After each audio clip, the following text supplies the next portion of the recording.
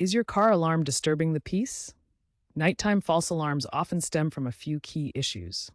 First, a weak 12-volt battery can cause sensors to misfire, especially if the voltage drops below 12.4 volts. Check your battery's health with a multimeter. Anything under 12.6 volts indicates it needs attention. Second, overly sensitive tilt or interior sensors might be the problem. Tilt sensors can be triggered by wind or passing vehicles, while interior sensors might react to temperature changes, insects, or even shadows.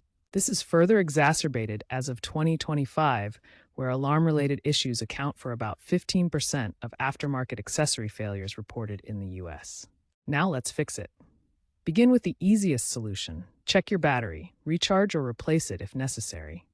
Next, adjust the sensitivity of your tilt and interior sensors. Many aftermarket alarms, like Viper or Clifford, have adjustable settings.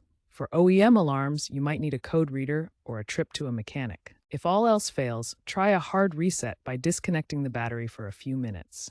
Remember, prioritizing battery maintenance can prevent most false alarms, with experts like Dr. Sarah Thompson from MIT's Mobility Lab suggesting annual inspections.